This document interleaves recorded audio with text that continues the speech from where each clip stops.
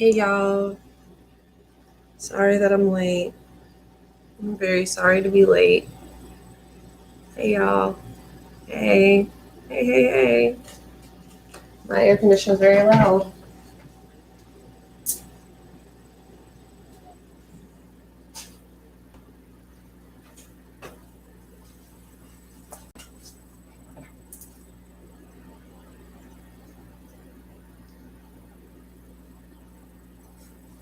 So sorry that I'm late, y'all. I was having some technical issues and I had some personal things that I needed to get taken care of. So I'm glad that I even made it. So sorry for being late. I really am. Um, just did that.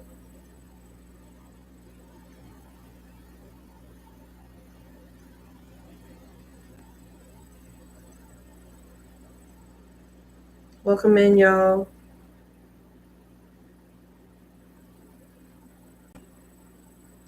Today is definitely one of those days where the work is heavy. Today is definitely one of those days where the emotional work that all of this stuff forces us to do is just heavy. And it's a heavy, heavy butt load. I appreciate y'all being here.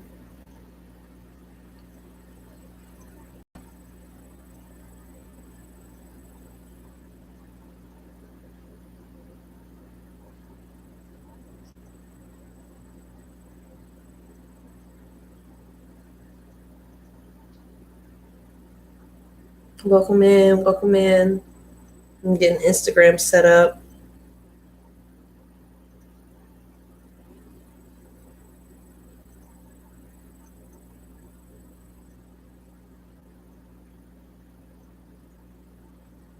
I always forget who the artist is, but there's this song this guy has with Ty Dolla $igns, and it's lit. Like the beat, the way he sings it, it's just so good, and I really, really enjoy it. It's called "Take It There."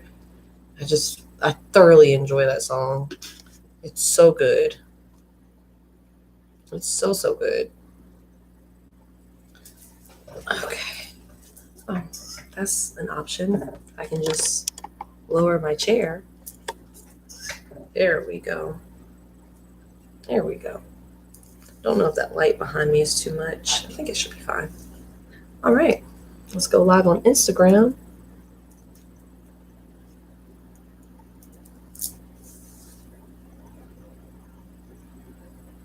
We're live on Instagram. Let's share it on Twitter.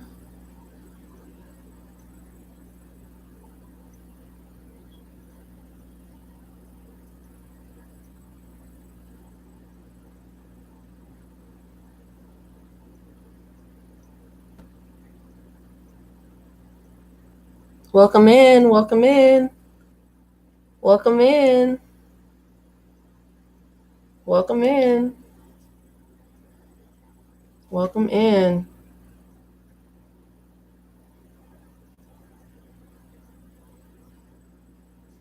Welcome in, y'all. Welcome in. Go ahead and share on Facebook. And then we can go ahead and get started. Welcome in.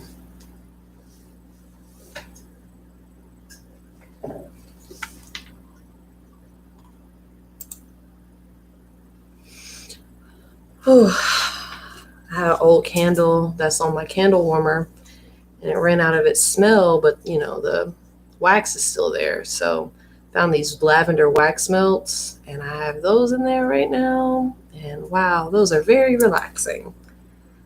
They're very relaxing and very soothing right now. And I am thankful, very, very thankful. Welcome in, y'all. Welcome in. I appreciate y'all being here. Y'all, if y'all here, y'all showed up. I'm late as ever, but I appreciate y'all being here. Oh, it's literally labeled a self-help book. Welcome in. Welcome in. We'll start in just a moment.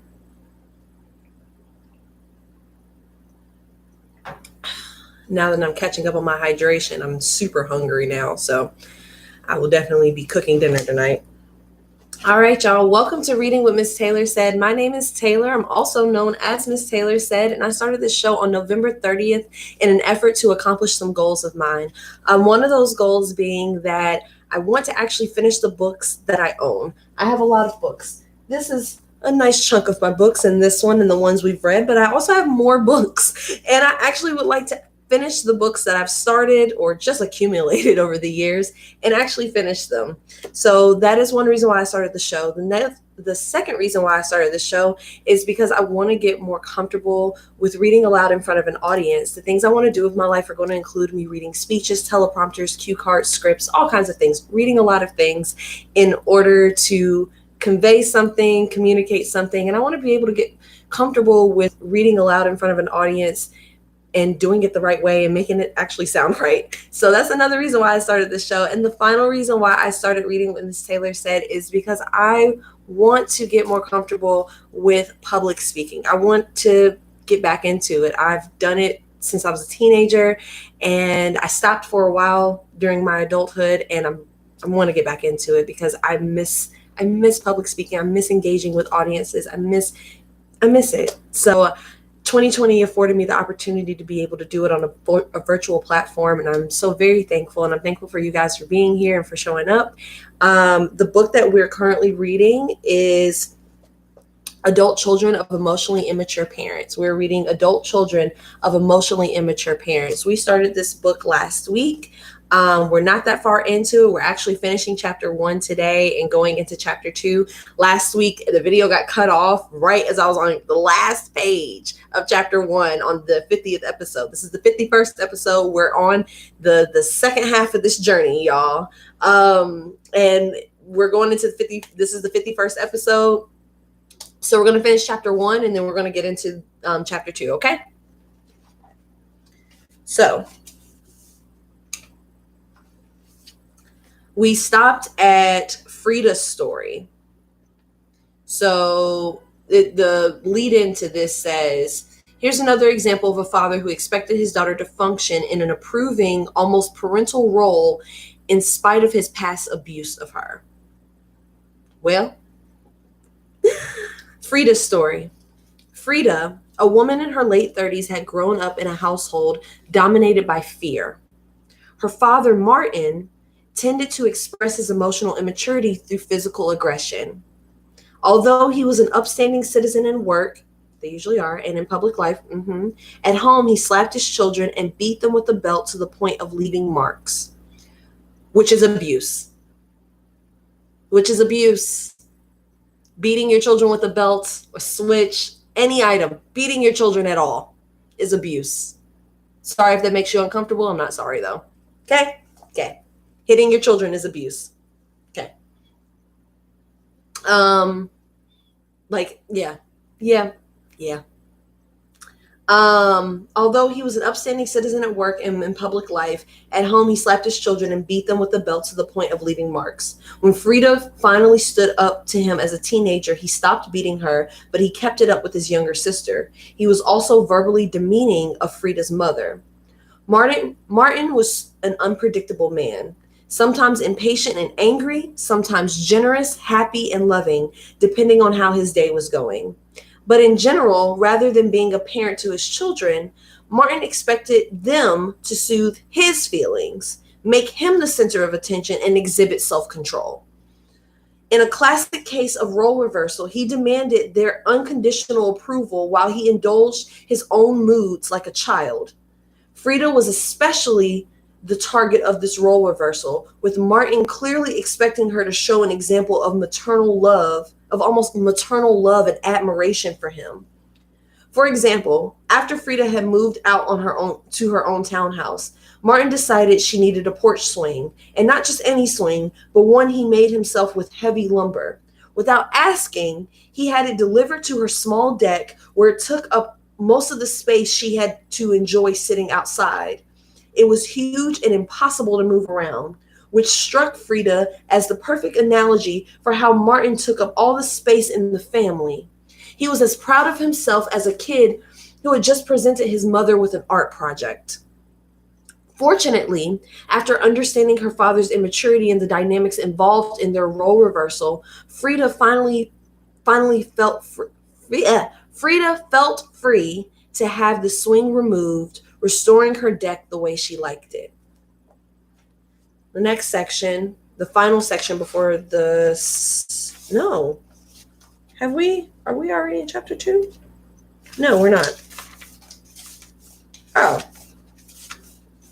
No, we are in chapter 2. Sorry, y'all. I misspoke. We are in chapter 2. I apologize. We are in chapter 2. It's Monday. The next section is called, They Have Low Empathy and Are Emotionally Insensitive. And these are recognizing the signs of an emotionally immature parent. Impaired empathy is a central characteristic of emotionally immature people, as is avoidance of emotional sharing and intimacy. Being out of touch with their own deeper feelings, they're strikingly blind to how they make other people feel. Empathy isn't a social nicety, like being tactful. It's a necessity for true emotional intimacy. You can't have a deep relationship without empathy. My favorite definition of empathy comes from infant attachment researchers Klaus and Karen Grossman and Aaron Schwann, who described empathy as a sensitive mother's ability to see and feel states and intentions from the baby's point of view. This definition includes being aware of both emotions and intentions. Beyond just sympathy, it entails correctly reading people's interests and how their will is being directed. The highest form of empathy requires an effort of imagination, which has been called mentalization, meaning the ability to imagine that other people have their own unique minds and thought processes. Developmental psychologists refer to this as having a theory of mind. Acquiring this ability is an important developmental milestone for children. Mentalizing allows you to grasp other people's viewpoints and overall inner experience because you realize they have a mind of their own, different from yours. Good parents are excellent at empathizing and mentalizing. Their interest in their child's mind makes the child feel seen and understood. It's also an indispensable characteristic for leadership in business, the military, or any situation where understanding and predicting the motives of others is central. Empathy is a bedrock component of emotional intelligence, which is essential to social and occupational success. In his conversations with the Dalai Lama, psychologist Paul Ekman distinguished between different types of empathy and compassion. True empathy involves more than knowing what people feel. It also entails the ability to resonate with those feelings. For example, sociopaths may do an excellent job of reading a person's emotional vulnerabilities, but without the ability to resonate with the other person's feelings, knowledge of those feelings becomes a tool for predation, not connection. Ooh, y'all, hey, listen, I'm late, but I'm here too, Sorante. I appreciate you being here. I'm late, but I'm here too. Y'all, I ain't gonna lie to you. I ain't gonna lie. I ain't gonna flex. I ain't gonna lie. Half the reason why I'm late is because I had the cry that my therapist and I have been saying that I need for like the last 2 weeks hit me right before the show. And a lot of it had to do with relationships the chosen relationships I've had, and the relationships with my people that brought me into this world and brought me up. And so reading this right now is like super triggering, and I have way too much makeup on to be crying. So I'm gonna get myself together for a second, and then I'm gonna get back into it. All right. All right. This casts light on a curious fact about emotionally immature people. In spite of not resonating empathically,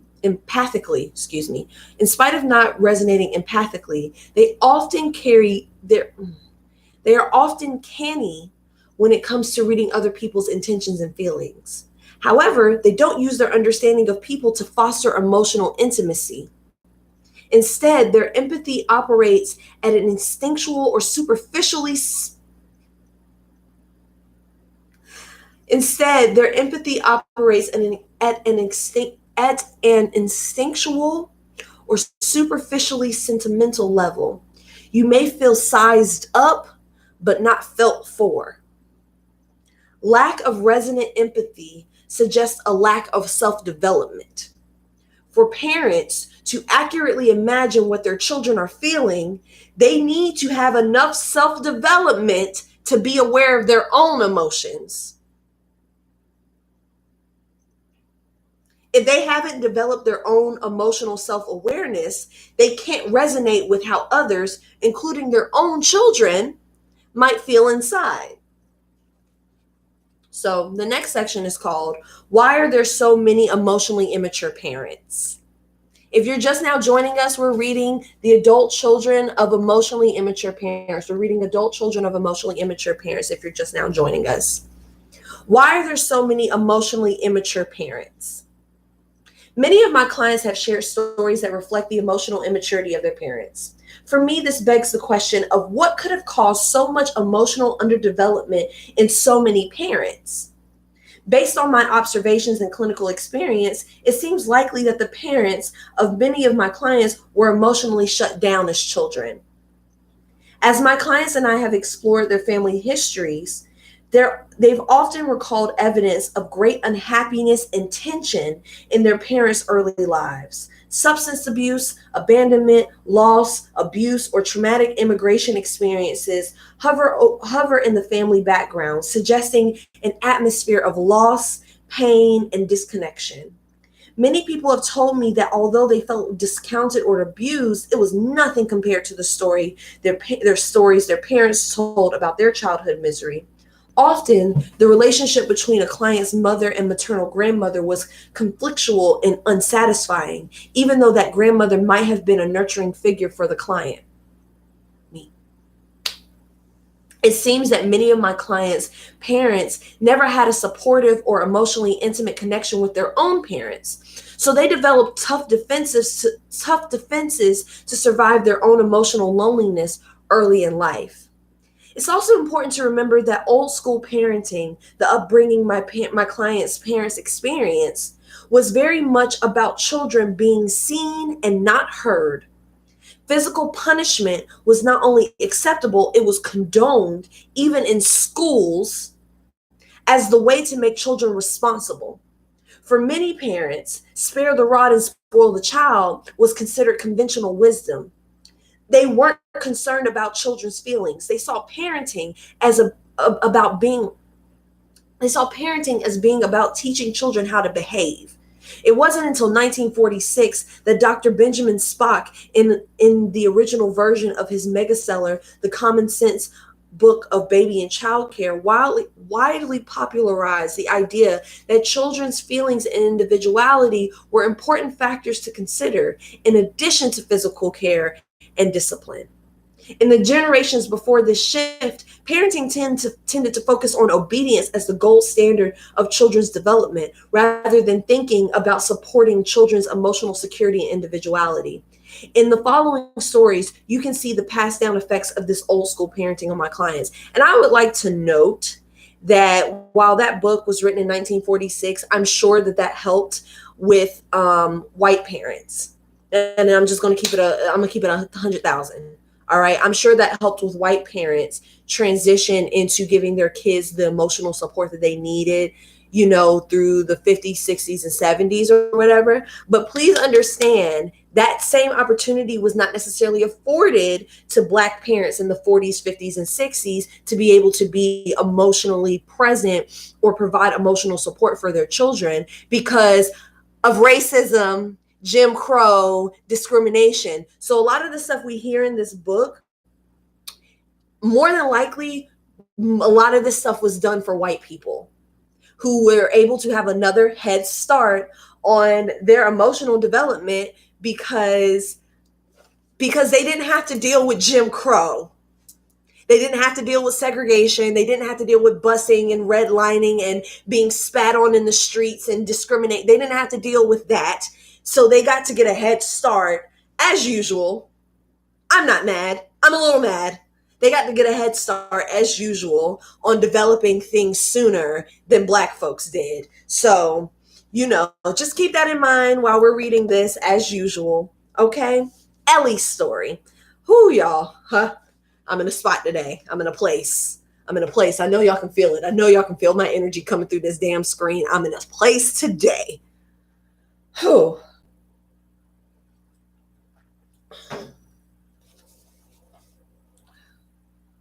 Okay. Ellie's story. Ellie, the oldest child in a large family, remembered her mother Trudy as a generous person, but hard as a rock. Trudy was active in church and in the community and had a reputation as being kind and helpful. But when it came to empathy for her children's feelings, she was impervious. Ellie had frequent nightmares and depended on a favorite stuffed animal to soothe her. Okay. One night when Ellie was about 11 years old, her mother suddenly took her comforting stuffed Ooh. Okay, sorry, because that happened. That happened to me too.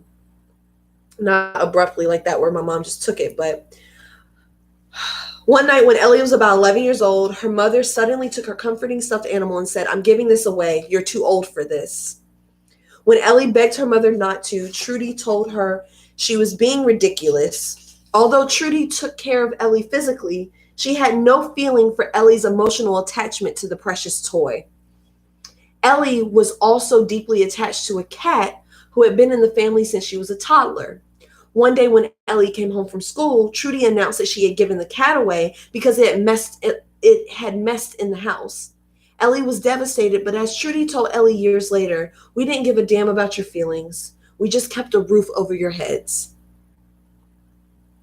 Because that's the reality of it. And God, how many of us wish our parents would just say that? We didn't give a damn about your feelings. We didn't give a damn about your feelings. We just kept a roof over your head and provided for you. How many of y'all wish your parent would have just said that and just been honest about it? I didn't give a damn about your feelings. I wasn't prepared to have a child. I was irresponsible with the sex I was having, and I ended up having you. Because I wasn't educated properly about sex, or I just didn't care, and I was out here, doing whatever it was.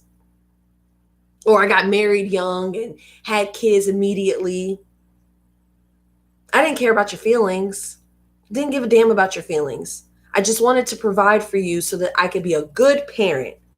Make sure you look good. As long as you look good, you have a roof over your head, and you have food in your belly, and you're going to school every day, and no one can come as long as I'm doing the things where CPS is not going to come and say, "Hey, it looks like you're neglecting your child." As long as it doesn't appear that you're neglecting your child because their physical needs are being met, the minimum of their physical needs are being met, who gives a damn about their feelings? Who gives a damn about their emotional development? Who gives a damn about any of that? Who cares about that? Because I'm not good. And I went and had a child.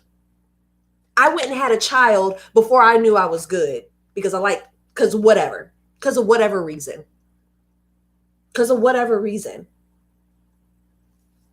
There's this conversation going on right now. On Twitter and stuff, where people are like, it's classist to say to people that they shouldn't have kids until they're financially ready. And I completely get that. The reason why it's classist is because poverty should not be a condition that people in a first world country are even subjected to. Poverty should not exist in a first world country, period. It shouldn't. And I'll fight and I'll die on that hill. Poverty should not exist in a first world country. However, it does. Lack of sex education, especially in neighborhoods where there are poorer people, where low economic neighborhoods, and neighborhoods and places where there are Black and brown people, which usually there's an intersection of both of those things. So lack of sex education. So you have people who don't have access to sex education, don't have a lot of access to resources that aren't government funded. They don't have access to Planned Parenthood, especially in the South. They getting rid of Planned Parenthoods left and right. So you have all of these. Yes, classism.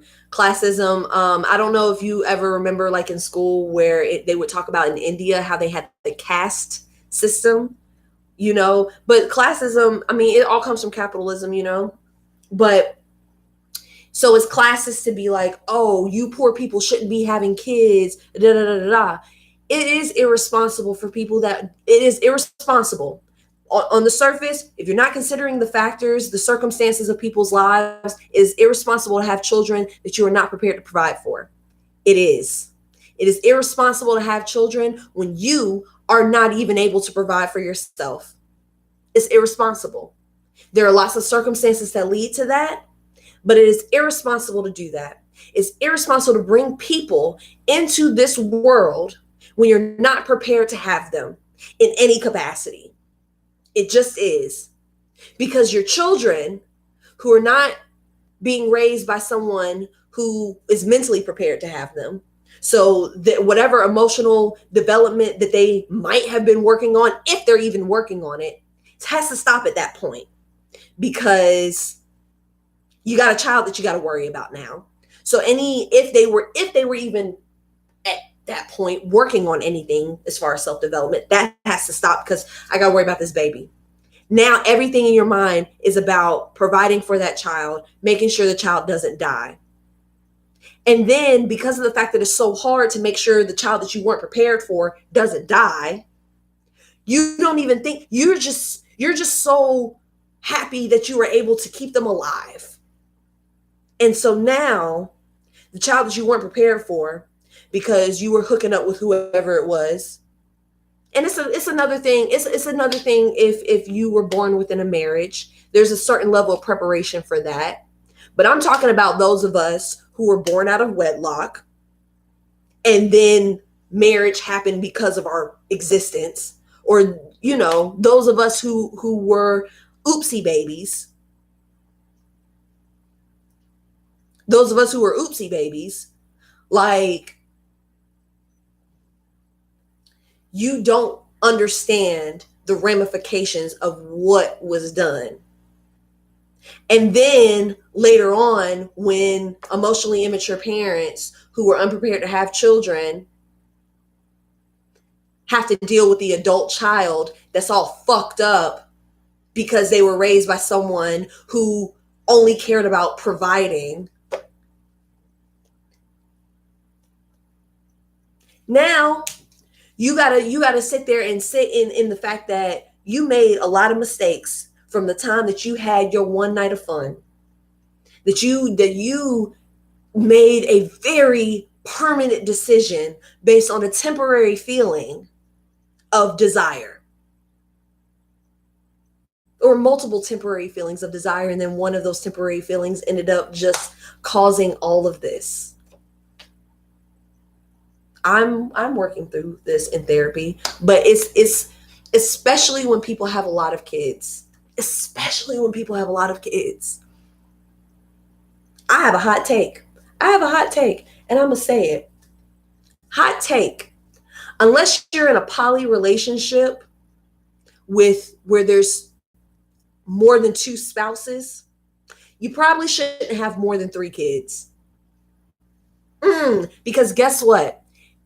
Unless you're in a poly relationship or you have hired help for the number of children that are outnumbering you, when there are 2 adults in the house and you got 4, 5, 6, 7, 8, however many kids, your children's emotional needs will never, ever be fully met. Ever. There are always going to be, if you are meeting the emotional needs of one child and dedicating your time to the emotional needs of one child, guess what? There are 3, 4, 5, however many other children that are missing out. If you're giving all your attention to one because they show promise, there are other children missing out. Or if you're trying to be a good parent, if you're trying to be a good pair of parents that's divvying up the emotional divvying it up, guess what? Your kids are only getting a sample of what they actually need from their parent when they're the child that did not ask to be here. They're only getting a sample of what they need from their parent because it has to be split between all of our siblings. You can have too many kids. It's possible. You can have too many kids. And guess what? While it may be hard for you to provide for that many kids, when you have a whole bunch of them, it may be hard to provide. Dads can walk away. Dads can walk away. They do often. Moms get left with children. And even if both parents are in the house, it is, again, unless you have enough resources and hired help, or you already come from a big family with a lot of people that are always constantly there helping, it is irresponsible to have a whole bunch of children. It's irresponsible unless you have the resources to do it. Use birth control, y'all. Use birth control. Use contraceptives. Use condoms. Use birth control. Hell, men, go get a vasectomy until you're ready to have kids. It's reversible. Because it is better to do all those things, deprive yourself of make that sacrifice of, I don't get the feeling. Make that sacrifice of it's whatever discomfort it is so that you don't have children. It is better to do that than to bring children in this world. It's better to do that. A vasectomy. A vasectomy, you know what a vasectomy is, right? Vasectomy is when, I don't know what the process is, but basically it makes it so that men don't, they don't provide sperm. That's what it is. That's what it is. It makes it so they shoot blanks and they can't get girls pregnant. Hey, love. Oh, okay. Sorry. But here's the thing. That's a part that's unfair. It's like, because ladies, birth control is terrible. Birth control is terrible and it puts your body through a lot. Birth control is terrible and it puts your body through a lot. And it's like, that's a whole other thing. That's a whole other thing. The point I'm making is that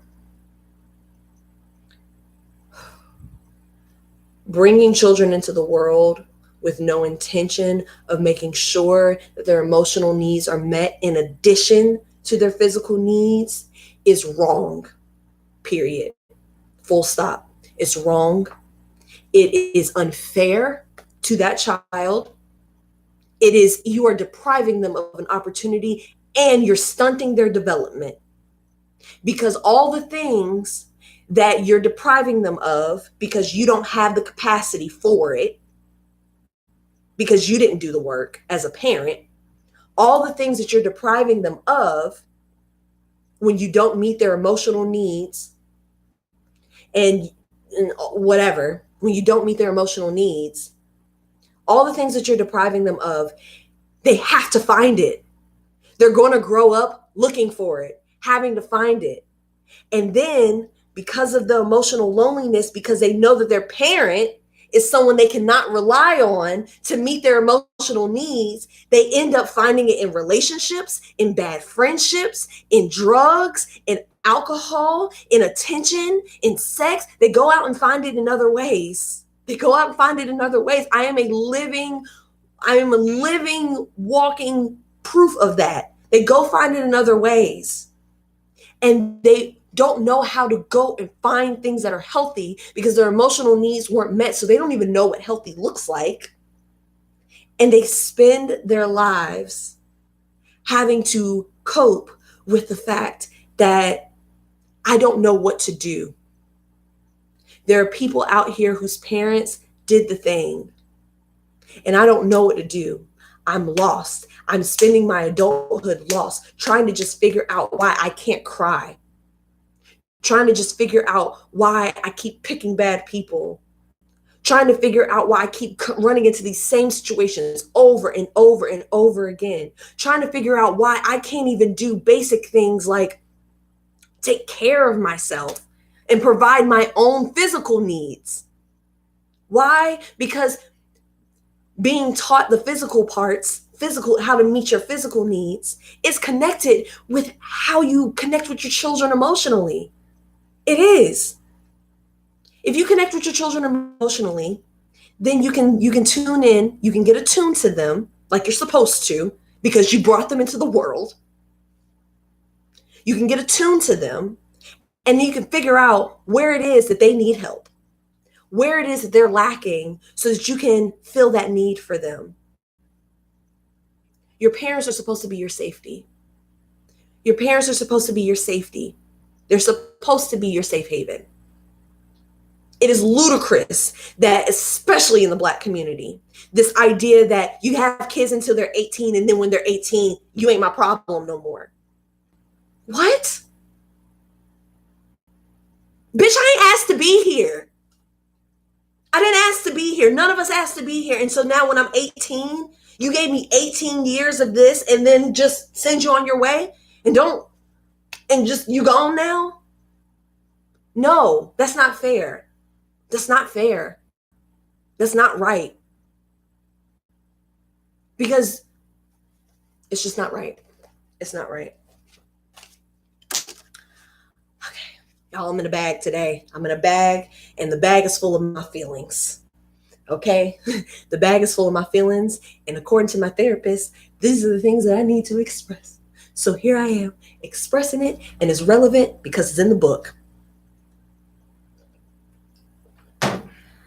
All right. Sarah's story. Thank you, baby. Sarah, whose mother was emotionally inhibited and standoffish, had a very strict upbringing. She remembers that her mother always seemed to be holding herself back emotionally as if behind a great wall. But Sarah cherishes a memory of a morning when her mother stood quietly by her bed, fondly watching Sarah sleep before waking her up. Sarah was already partly awake, but she didn't move so she could enjoy this moment of secret closeness with her mother. Once she was fully awake, the wall went back up, and her mother kept a proper distance. The next section is called The Deeper Effects of Being Emotionally Shut Down. Of course, emotionally immature parents were once children themselves, and as children, they may have had to shut down many of their deepest feelings in order to be acceptable to their own parents. It's likely that Ellie's and Sarah's mothers also grew up with parental insensitivity toward their feelings. Many emotionally immature people were over-pruned early in life, growing up within a very limited range of acceptability. Their personalities are like stunted bonsai trees, trained to grow in unnatural shapes. Because they had to bend to fit their families, they were unable to develop fluidly into the integrated natural people they might have become. It may be that many emotionally immature people, weren't allowed to explore and express their feelings and thoughts enough to develop a strong sense of self and a mature individual identity. This made it hard for them to know themselves, limiting their ability to engage in emotional intimacy. If you don't have a basic sense of who you are as a person, you can't learn how to emotionally engage with other people at a deep level. Let me read that again. If you don't have a basic sense of who you are as a person, you can't learn how to emotionally engage with other people at a deep level.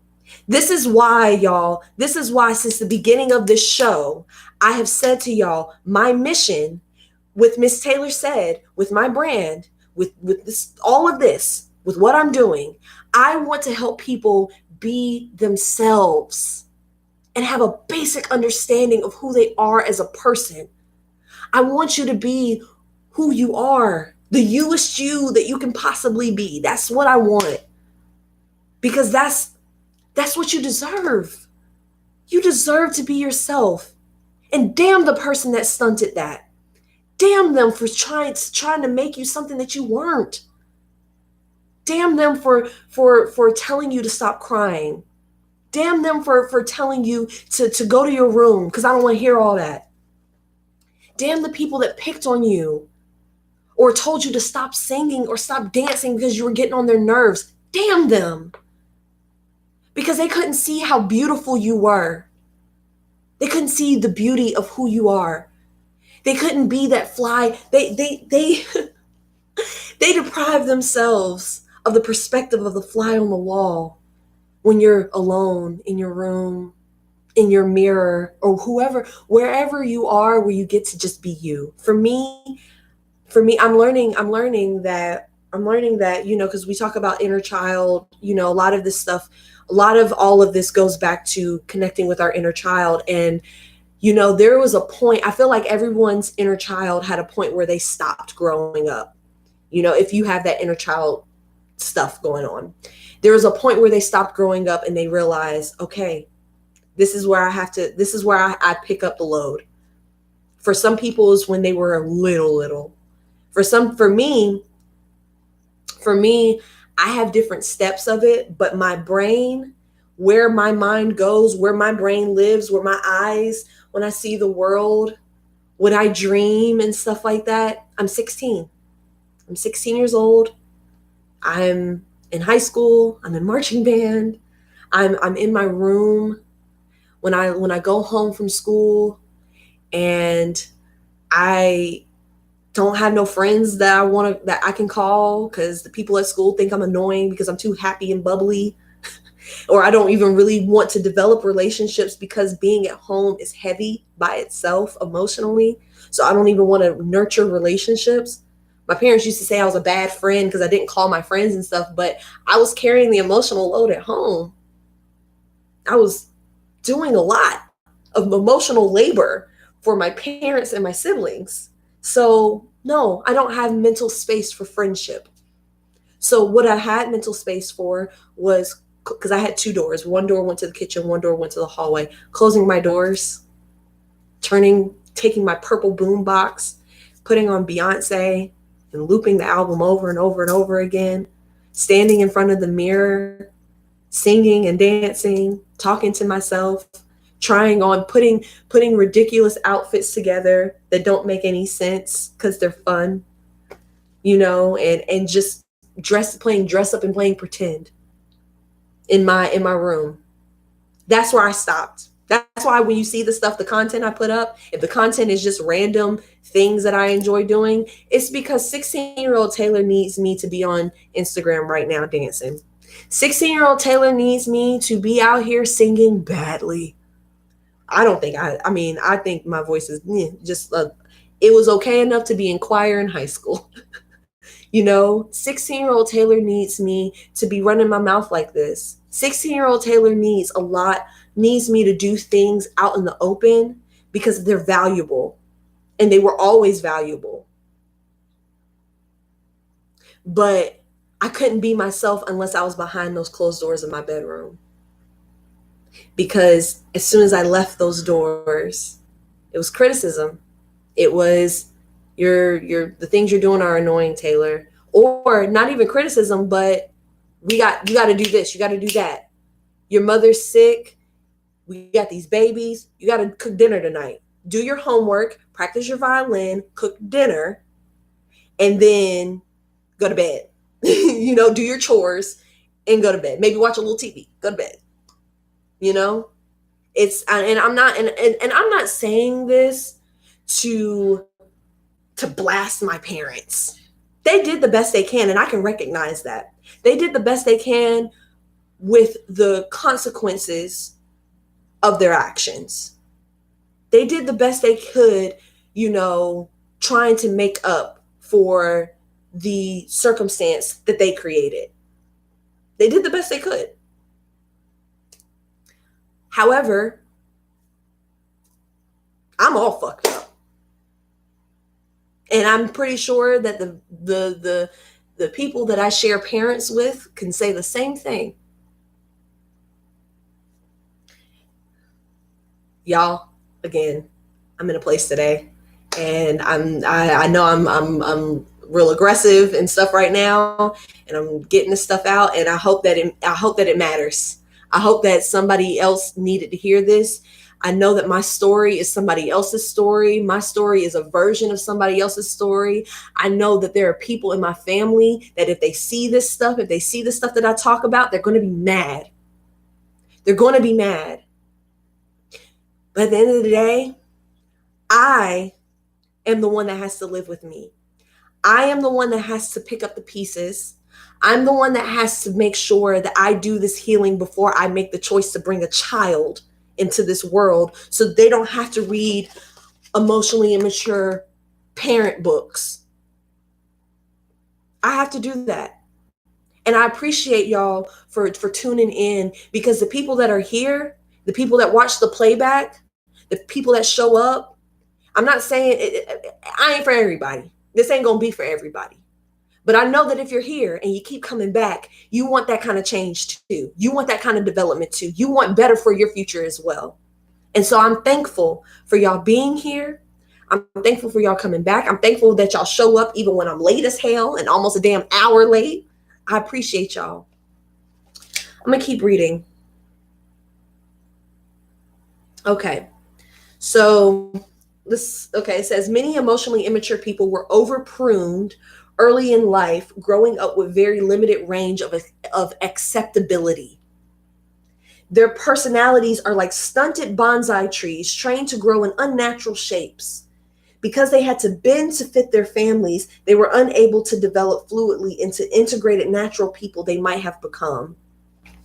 It may be that many emotionally immature people weren't allowed to explore or express their feelings. I know I already read this, but it's important. Express their feelings and thoughts enough to develop a strong sense of self and a mature individual identity.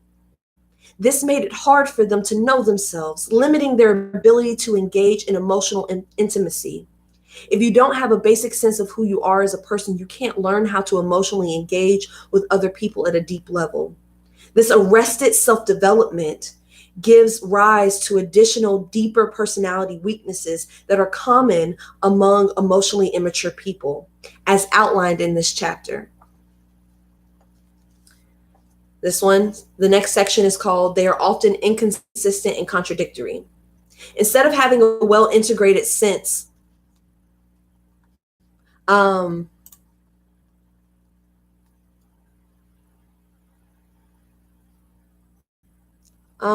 if you're going to solicit spiritual work in here, can you please do that privately and send a message? Thank you. And that's just for the protection of you and the people that are here. We want to make sure that what the conversation stays focused on what we got going on. So if you're going to solicit business from people, I prefer people don't solicit business in the comment section, but if you're going to solicit business, please do that privately. Thank you. They are often inconsistent and contradictory. Instead of having a well-integrated sense of who they are, emotionally immature people are more like an amalgam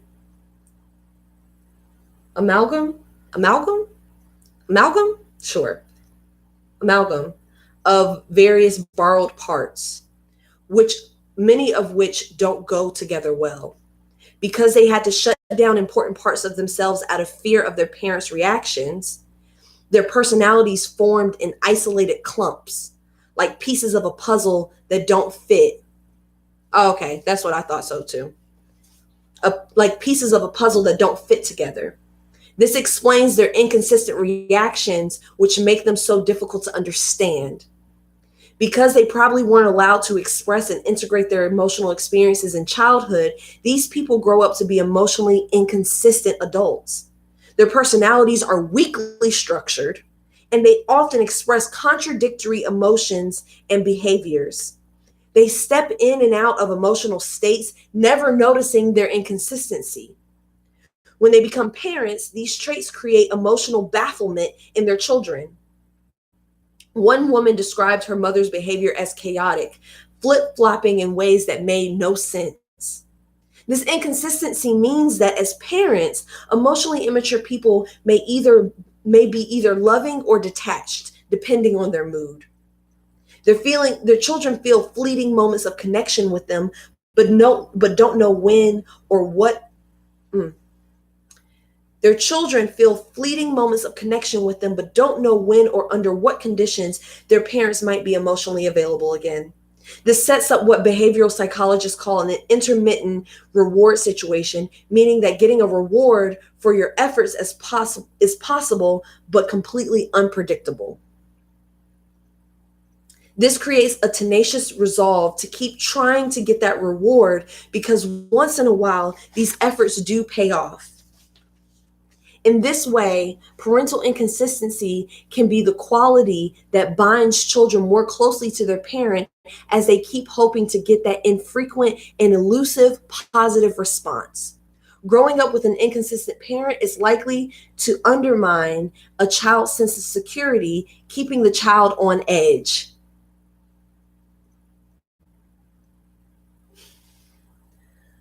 I'm sorry. Ooh, okay. Keeping the child on edge. Since a parent's response provides a child's emotional compass for self-worth, such children are also likely to believe their parents' changing moods are somehow their fault. Elizabeth's story. And this is probably going to be the last section I'll read this will be the last section. Elizabeth's mother was emotionally unpredictable and kept her guessing. She always felt anxious when approaching her mother. Would her mother push her away, or would she be interested and engaged? Elizabeth told me I had to read her moods constantly. If she seemed negative, I would keep my distance. But if she was in a good mood, I could talk to her. She had the power to make me happy, and I tried my best to win her approval. As a child, Elizabeth often worried that she had caused her mother's negative mood changes.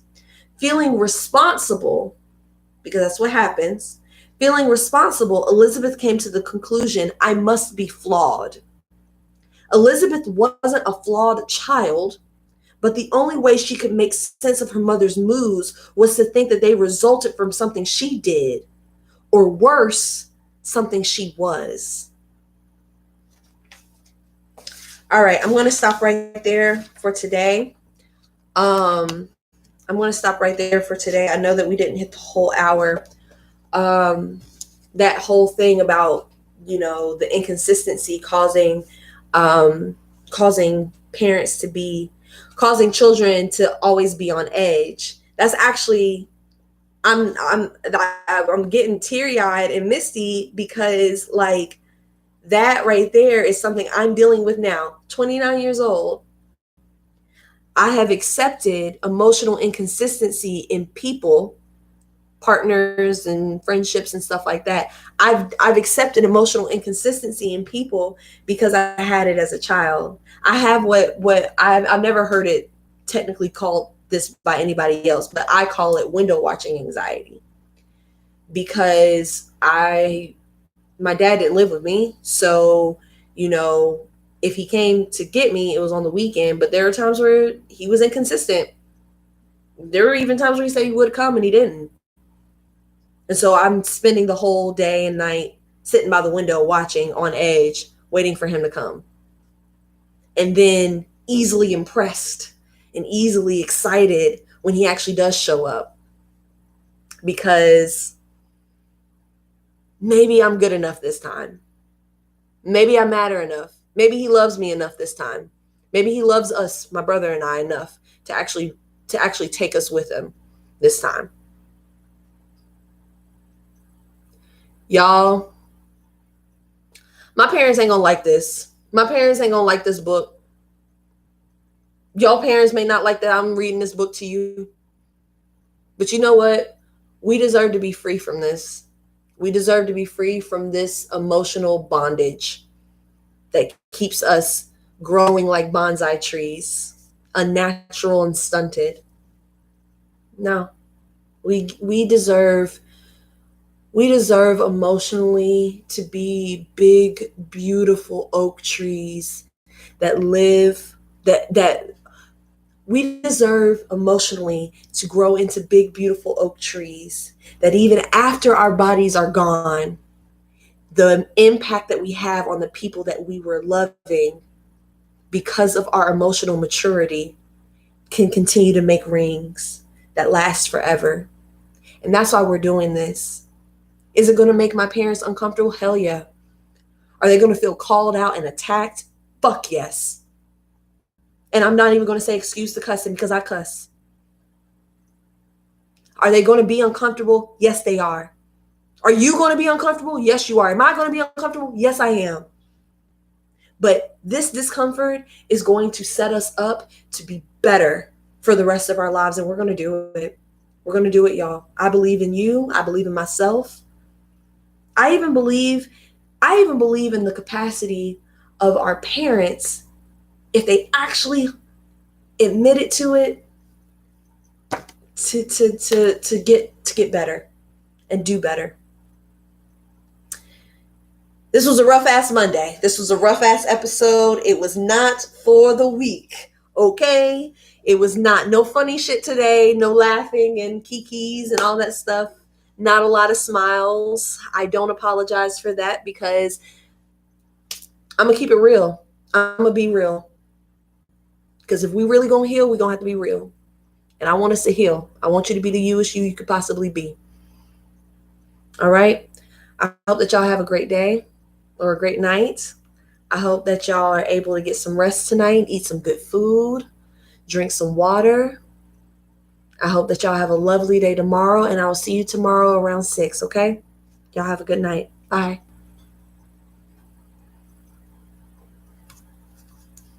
Bye, y'all.